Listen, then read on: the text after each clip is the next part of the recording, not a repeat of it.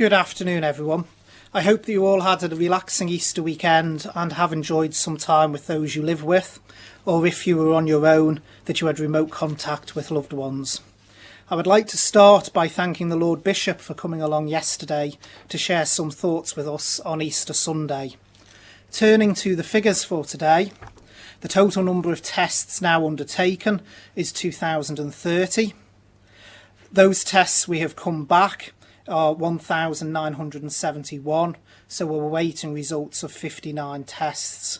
From those, we now have confirmed cases of 232 in total, and the total presumed recovered is 131, which leaves us with active cases of 99. And there are also currently 13 hospital admissions of positive cases, and we are awaiting results for 15 other patients that are within Nobles. Before I move on to the main part of the briefing today, I would like to add both mine and the Chief Minister's tribute to Richard Lloyd, the second person on our island community to die after contracting COVID-19.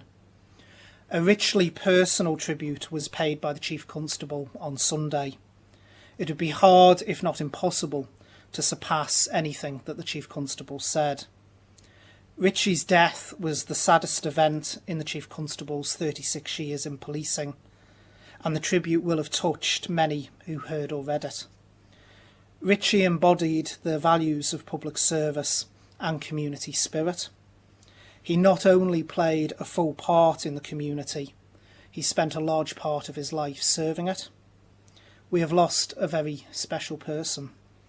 Another light has gone out in our small, close-knit community, a light that can never be rekindled. But we must continue to fight this wicked disease that has now taken two of our community from us, and let's honour their memory by remembering them each and every day, and reminding ourselves why we need to continue, no matter how hard it may currently be, to ensure we comply with the rules that are there to keep our community safe. Celebrating Easter or anything else, birthdays, anniversaries or milestones of any kind, is strange and difficult within our current limitations. It is hard to live within these restrictions, especially at a time when we want to be with friends and family and share this spring festival. But we are becoming adept at finding our way around difficulties and coming up with new and imaginative ways to do things we enjoy. It was good to see many examples of this being shared over the weekend. People have been joining choirs from their sitting rooms, worshipping, playing games with people from a distance. I even saw a decorated Easter egg competition being judged online. In the glorious warm weather we had on Friday, many people captured stunning images while out for their daily exercise on our beautiful island. It was lovely to see those being shared. I, for one, have seen pictures shared of places that, despite being Manx born and bred, I have yet to visit, and like others, I am noticing nature around me like never before. The vast majority of people are sticking by the rules, staying at home, maintaining social distance, making essential journeys only, and limiting themselves to a walk or a bike ride once a day. It seems to me that the overwhelming majority of the Manx public have got the message and are sticking to it. To all of you, thank you for playing your part in keeping our community safe. We are aware, however, that there is a minority who don't think the law applies to them.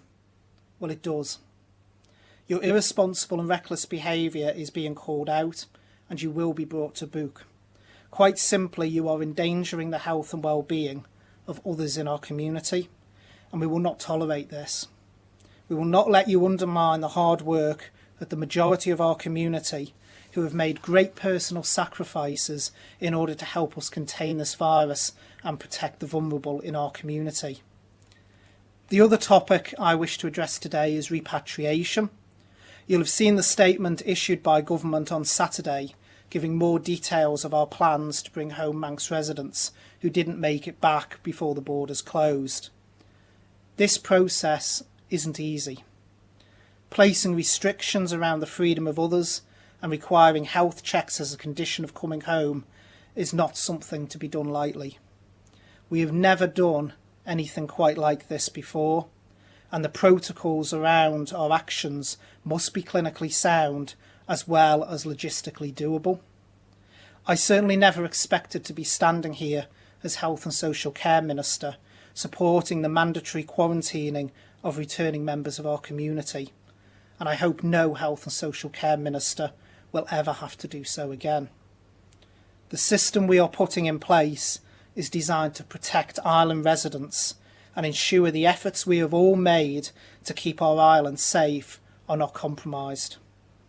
It is hard, and I know the process around mandatory quarantine proposed has upset and worried many. But we must ensure the safety of everyone in our community, including those who are returning. Anyone who regularly watches these press conferences will remember the graph I displayed showing how our journey in fighting this dreadful disease is going and the risks to our health and social care service and community if we do not follow the path that we have set. Many have asked, why can returning residents not simply self-isolate at home? The medical modelling is clear and clearly shows that if even less than a handful, and substantially less than a handful it is, of returning residents of the 400 we know about were asymptomatic and breached the quarantine at home, with the way the virus multiplies in the community, that could lead to a double bounce effect, resulting in over 100 additional cases on top of those cases we are already expecting in just 1 week. And after 2 weeks, with the way this virus multiplies, even using a worldwide low multiplier for this virus, it would exponentially increase in terms of additional cases, causing serious issues for our health services and our ability to cope with demand. It is therefore absolutely essential that returning residents are managed in a clinically safe way. Otherwise, as per our medical modelling, we risk exposing our community to a second wave of this dreadful virus that would put our case trajectory onto a similar track to that of Italy's, and just those few extra cases a day would result in the blue curve that was shown on the graph. So yes, the quarantine does sound harsh. Yes, it will cause upset and heartache, but it is necessary to ensure that all of the hard work that has gone on to date to protect our community is not undermined. There are to date, as I just stated before, roughly 400 people who have requested to come back. We will bring them back in groups. The first sailing is due on Wednesday. A small group of dedicated staff from different parts of government have brought this plan together with clinical input, and I will update you on this further at a future briefing. Some people will no doubt be disappointed if they have to wait. While I understand they are desperate to come home, we have a system we have worked hard to get right, and we must stick by it to ensure our community can remain safe and we can control the spread of this disease that has already taken lives. Everyone will get home if they meet the criteria, but they can't all come at once, and it must be done in a clinically manageable way. We must continue to flatten the curve, prevent a surge in demand that could cripple our health and care services, and to ensure we do not undo the good work we have already collectively done. Preservation of life is our number one priority, but of course there are other considerations very high on the agenda. These include reviving our economy and restoring some semblance of normal life to our community. We have looked at every scenario, and again with input from our clinicians, been looking at what an exit strategy would look like, taking a risk-based approach sector by sector across our internal economy. However, we need to ensure that any measures taken do not allow this wicked virus to take a greater hold on our community. And it is important for us to understand where we are in the curve of this outbreak, and that data is still being examined. All of the measures we have taken are under constant review and will remain so.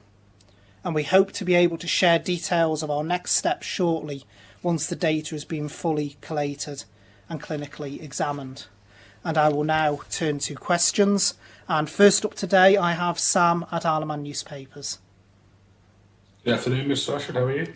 Good afternoon, Sam. I'm very well. That's good. I just wondered if we could get a quick update on the Chief Minister. How's he doing? Is he recovering well? The Chief Minister is recovering well. His symptoms have been mild, which has been the continuous cough and also a fever. His fever is now broken. I had a conversation with him last night. He chaired Council of Ministers this morning, virtually, of course. All our meetings now are online. But he chaired Council of Ministers this morning, and he is rapidly returning to his usual self. That's good. So I think I'll start with you said about exit strategy. Obviously, this has become the sort of buzzword in the UK at the minute. We've had a question from one of our readers this morning asking, in terms of, you said about with managed stage to reopen, how far realistically do you think we are down that? Are we looking potentially towards the end of this month, or are we looking further over the hill? It is still too early to say, Sam, to be perfectly blunt. We need to analyse the data. And as I just said there, everything has got to be done in a clinically managed way. What we've got to ensure we avoid, and this was mentioned at the UK press briefing yesterday, is this reopening things only to find the virus then spreads much more rapidly and you end up back where you started. So what we will be doing is we will be looking at the economy sector by sector, the risks that are involved. We'll be asking our clinicians and public health to have an input into that, and everything will be done in a risk by risk, sector by sector managed way. At the moment, we're still analysing the data on where we are. If anyone's following the daily graph that is up on the website, they will know that green line, which is where we are, is verging between the blue and the red, depending upon which day you look at.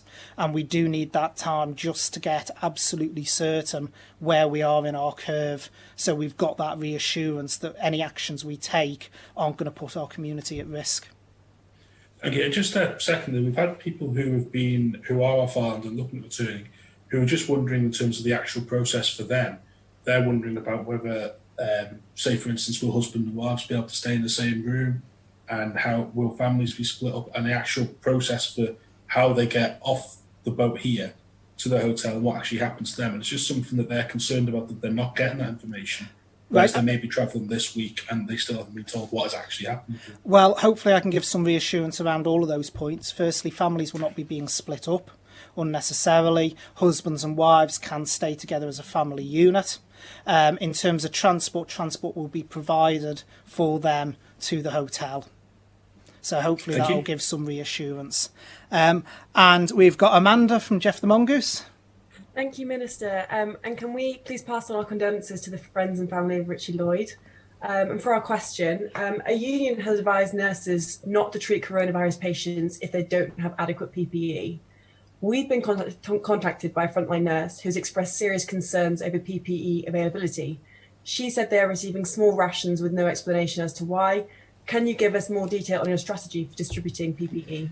I most certainly can, and I'm happy to do so, Amanda. First of all, there is no shortage of PPE. I need to make that absolutely clear. The island has been buying in bulk from around the world, as well as through the NHS supply chain. So we do have a large stock of PPE.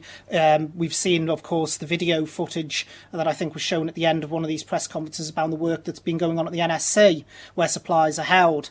But there is very clear clinical guidance as to which PPE is used and when, and what is appropriate for different settings. So what that means is PPE is being released to the different clinical settings as and when they need it.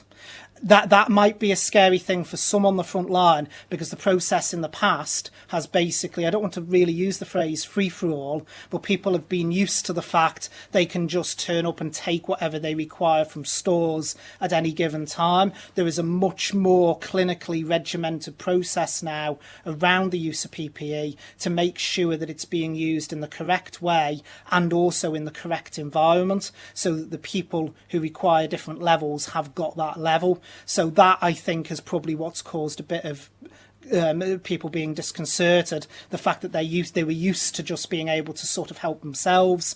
they now can't. We are releasing it in batches, but I need to be absolutely categorical. There is no shortage of PPE. We're not experiencing some of the issues that have been mirrored in the UK. Thank you very much. We've also had a lot of messages about the repatriation emails sent from the government to those wishing to return to the island. Although the situation is, of course, complicated, is the government giving consideration to the tone of the communication it is sending? Those stranded face their own stresses and tell us that more empathy would be appreciated. What is being done to review the tone of the correspondence sent to those trying to come home? Tone is very important in everything that we do as a government. Sometimes we will get it right, sometimes we'll get it wrong. The same with any communication. People are under an awful lot of stress. As I said in my opening remarks there, a lot of the process may look harsh, particularly the quarantining bit, with a lot of people who just want to get home. They just want to get back to their ordinary lives within the community, and they're stranded abroad in some cases through no fault of their own. They just couldn't physically get back before the border closure. So we do understand the stresses and strains people are under. All our correspondence is constantly reviewed in terms of tone and what we're sending out. This is, of course, the first batch, so we will have things to learn from that. But what people have got to understand is this has got to be done in a clinically managed way, because as I explained, if we get a second line of infection into our community, we've planned for the existing infection rate in the community, and at the moment that's at a manageable level.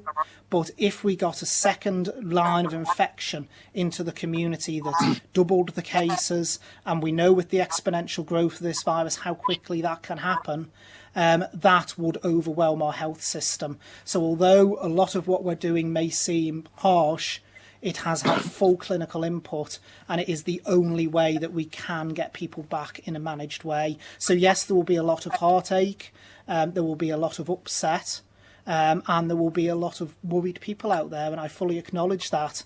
And as I say, I hope that in years to come, none of my successors as Minister for Health and Social Care will ever have to stand at a podium and make the announcements that I've been having to make over the last few weeks. It's absolutely heartbreaking. Thank you very much. Next up, I have Tim, Manx Radio. Faster my Minister. I've just been outside during the minute and an incredibly moving tribute to David Corkish and Richie Lloyd being paid down here in Arbury as both parishioners down in this neck of the wood. And a question I've had throughout Easter, and I'll revisit it, is the postcode breakdown of where cases are. People are crying out for that. Yeah, at the moment, Tim, and that is being worked up and it will be going public. But as I said, we can only do it on the 3-digit postcode. So it'd be the IM1, IM2, IM3, IM4, etc. We can't break it down more than that. In terms of that, at the moment, I can say exactly and emphasise again what I've said at previous press conferences. At the moment, the density of cases is around density of population. There is no cluster points being identified as yet that would say there is a particular area of the island that's a concern. The density of cases at the moment seems to be reflecting the density of population. So as I've mentioned before, the postcode with the highest density is IM2, but that's not unexpected because it also has the highest density of population. And revisiting another topic is, of course, cloth face masks, and we've seen the advice in Jersey has changed this weekend.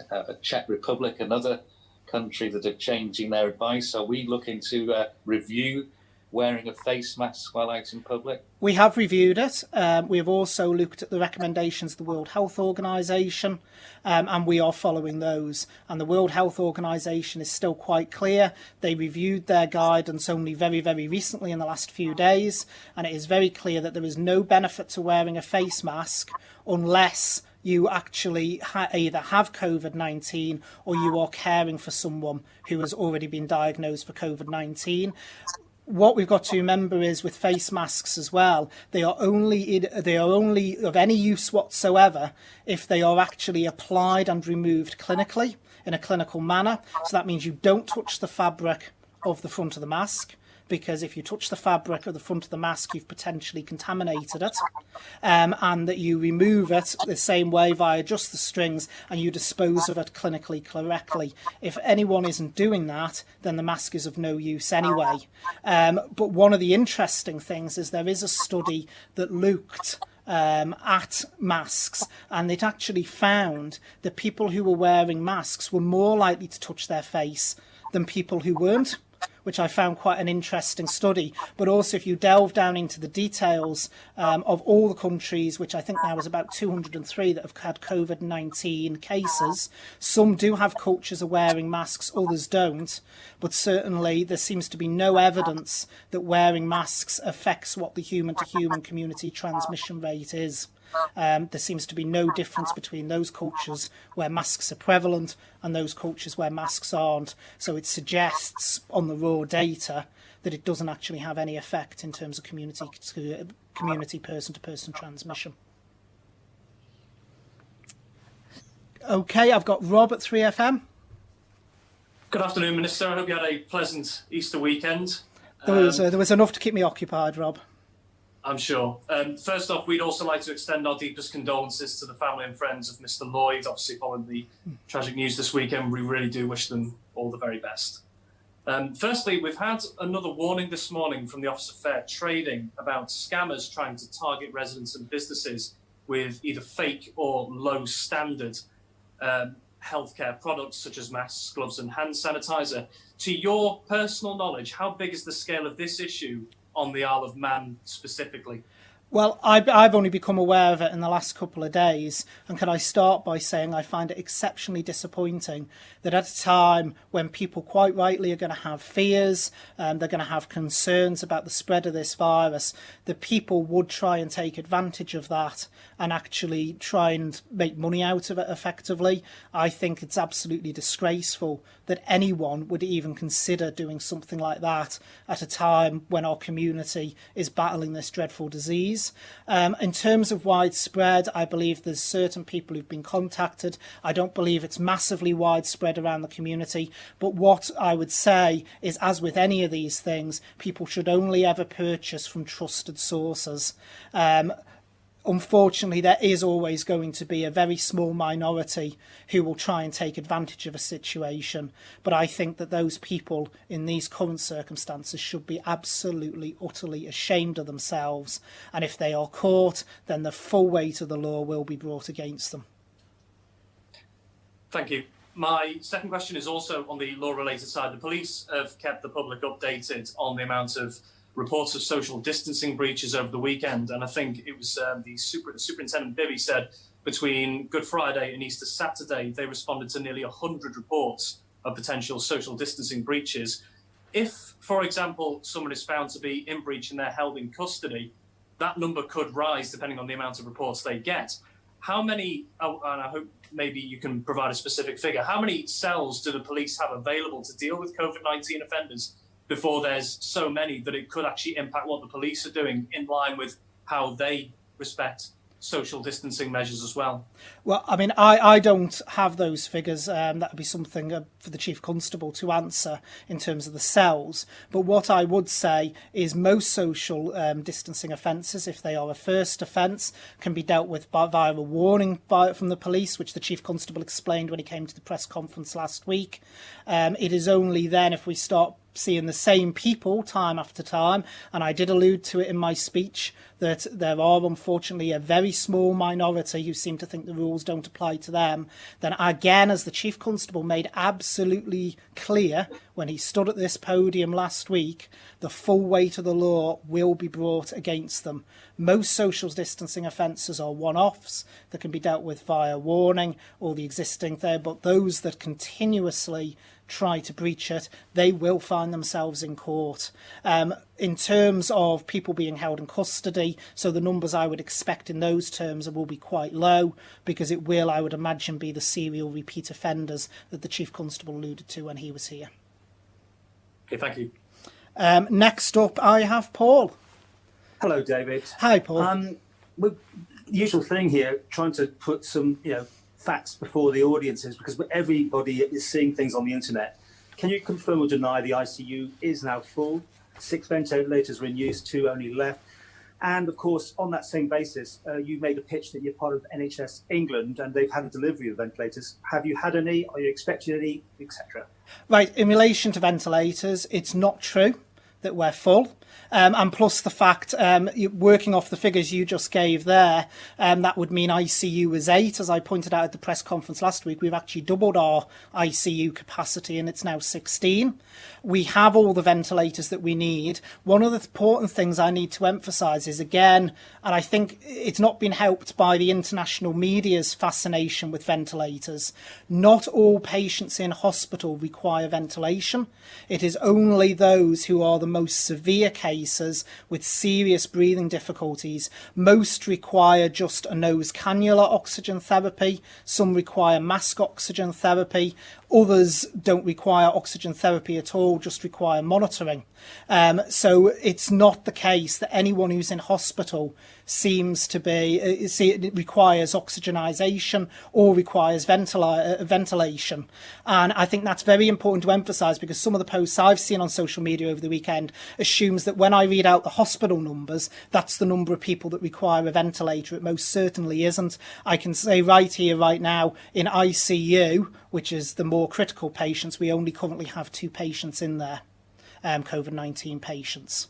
So I need to make that absolutely clear that that's not the case. We are not close to our ventilation capacity, and certainly the hospital is not overrun. That's complete false puds. Good, thank you. The Coast Hotel, there's pictures of fencing going up around it. Is that to do with this current project? And what is it to do? Keep people in, out, and also presumably going to get friends and relatives turning up there to say hello across this fence? I mean, any more on that you can give us? There's various logistical works going on up there, including building works. So fencing, I believe, is part of that. We're creating an area so people can exercise, because, of course, one of the key things is we have said people will still be able to have their daily exercise up there. But it is important, and it's got to be remembered, this is a quarantine facility at the end of the day. I made it absolutely bluntly clear in my remarks earlier that, you know, we have to do this in a clinically managed way. And sadly, it is going to cause upset, it is going to cause heartache, and it is going to worry people. But it is important that we follow the advice of our clinicians and the medical evidence and protect not just the people here now, but also those returning residents as well, because ultimately they are residents of the island too. We're all one community, and we all need to ensure that what we do is for the best protection of that community at this time. Thank you. By the way, did you answer the question about have you put a pitch in for any ventilators from the NHS England? Sorry, I should have said we have all the ventilators that we require on Ireland, because it's not just around ventilation as well. What we've got to remember is you've got to have staff trained to use it. You've got to have the space to do it. We have doubled our ICU capacity on the island, so we do have all the ventilators that we require. Thank you. Tim, another question? Yeah. Can I just ask about patient transfers? Because I believe there's some changes across at Liverpool. They're not using the main terminal anymore. That's news to me, as I'm not aware of that they're not using the main terminal at Liverpool. I know patient transfers, certainly the conversations we had with Liverpool Airport, they would still be coming in and out. They may well have shut the main terminal because they've not got many flights going through, but my understanding is patient transfer flights are still going from Liverpool. Yeah, they're using apparently XLR as a corporate aviation facility. Yeah, which is from my memory, from the number of times I've been through Liverpool, that's the facility just to the side of the airport. But in terms of patient transfer, we will continue to move people back and forward as required. But again, I need to emphasise we have cut down massively on our patient transfer. It is only those who are really in exceptional need that are now travelling. A lot of consultations are being done either over phone or, as we are speaking now, over video. Amanda? Government guidance says that children can spend time in 2 households if their parents are separated. Some parents are concerned that this risks too much contamination for their children. Is the government going to retain the blanket rule, or would they consider a case-by-case basis? Well, obviously, ultimately, it's down to the parents, the agreements they put in place with their own children. The current rules do allow the facilitation of children to move between households, but that is a risk that the parents themselves need to consider and manage. Obviously, if a child is in a house that becomes symptomatic, then that household gets locked down. So when we're referring to those rules, we're referring to cases where it's asymptomatic, where neither household is actually showing symptoms. The rules change if symptoms present, because at that point it would shut down. But that is a decision for parents themselves to make, whether or not. If the parents disagreed, would that be a case-by-case basis? To be honest, it's not for government to be being involved in where children reside. The rules have been set medically, and medically it has been agreed that children can transfer. So government is coming from this from a medical point of view. In terms of disagreements, that would depend on any legal agreements parents may have in place about the transfer of children. That is not for us as a government to be interfering with any legal agreements that might be in place. What we come from is the health point of view, and that is if both households are asymptomatic, then children can continue to transfer as normal. If a household becomes symptomatic, any of those households, then obviously the children have to quarantine along with the household. But it's not for us to be trying to resolve legal disputes between parents. Sam? I think I'm sorry if this is slightly going back over old ground again. It does feel like some things do. We had a teaching union put out a press release saying that teachers who are obviously staying in school, especially during Easter holidays as well, more likely to be exposed to anything that is going around, and yet they're not being supplied with PPE. What is being done to resolve that issue? Because they're saying they're having problems with the education department. My respect to the Health Minister, of course, does all transfer around government at the minute. Right, so in relation to education, I know education's been looking at this. They're aware of certain teachers' concerns. Before I came in to do this press conference, I was speaking actually to the Minister for Education, and I know it's something that's on education's agenda. There is very specific guidelines around PPE, what should be used and where, and that includes the education setting. Those guidelines, certainly from what I've seen, are being adhered to, but the Department for Education is aware of the union's concerns. They're also aware of certain teachers who've expressed concern, and I know there will be a communication going out very shortly from the department to engage with them around those. Thank you. Tim and then Paul. Returning to the repatriation, and we know that people coming back to the island are going to have to pay for the boat and also for the quarantine. Can I ask about affordability issues with regard to that? Right. How much is it going to cost? Right, well, the 1,000 is the maximum cap. That's what I need to say first of all. I know this has caused some concern. Those who are on or would qualify for, so that's the key point, not just those that are on but would qualify for income-related benefits will not have to pay. The same with any student who is in receipt of a maintenance grant. For anyone else, the absolute important point is nobody is going to be turned back because they don't have £1,000 in their back pocket. We will arrange payment plans for people which may be over a quite substantial period of time. We've not gone down the route of the UK as they did with some of their quarantine, where they said it's got to be paid or you won't get your passport renewed and various other things. We haven't gone down that route, so people will be able to repay over maybe a year and a half if necessary to make it more affordable for them. We are not going to turn anyone away at Heysham because they can't afford the £1,000 there and then, and that needs to be made absolutely categorically clear. Okay, Paul? This is from a viewer. How many beds are currently available in Nobles? When do you anticipate the restarting of cancer surgeries, chemotherapy and other treatments? And there are patients who have been diagnosed and are waiting for treatment, and obviously it's very concerning for them. Right, taking the beds first, in total across the whole Nobles estate, I believe the current number of free beds is around about the 80 to 90 mark. In terms of those beds specifically for COVID-19, which is what I assumed the viewer's actually after, in total at the moment, according to my figures, we've got 26 beds occupied across the 2 wards, which would therefore, on my maths, leave 14 beds free. And of course, we've got the 50 beds due to come online on the new build on Newlands as well very shortly. In relation to, so what was the second half of your question, Paul? It was anticipating the restarting of cancer surgery. Oh, sorry, yes, cancer. I mean, again, exceptionally worrying times for people. We have had to redeploy staff. But also one of the things that's informed our thinking is one of the evidence pieces that came out of Italy and the way they were dealing with the outbreak is cancer patients in a hospital setting. If they catch COVID-19, the fatality rate is 5 times that of ordinary people.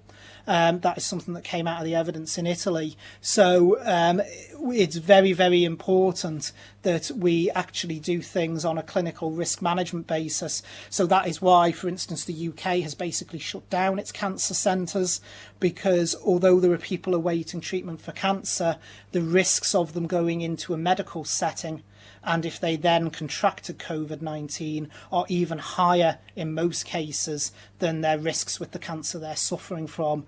It's been a very difficult decision to make. Again, I know it's caused a lot of concern, a lot of worry, not just for the patients, but their wider families as well, who quite clearly are worried about their loved ones. But it is something we've had to take on a clinical basis because we have had to repurpose the theatre in order to deal with COVID-19 and expand our ICU capacity. We've also need to repurpose staff, but we also need to recognise the risk that if cancer patients catch COVID-19, their mortality rate is 5 times higher than anyone else. So, it's got to be done in a risk-based approach, and the best place for many of those people is self-isolating at home during this difficult time. But obviously, as with everything, we will look to unwind things as quickly as possible and get normal service resumed, but it's got to be done in a clinically managed and clinically led way based on medical evidence.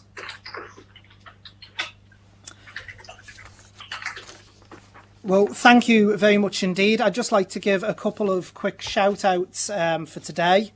Firstly, thank you to Impact Kickboxing, who have been continuing doing virtual training with 200 of their students, ensuring they can keep fit and well at home. To the Friends of Nobles Hospital, who have donated over £200,000 for new ventilators to be used in ICU. Thank you very much to them, that really is appreciated.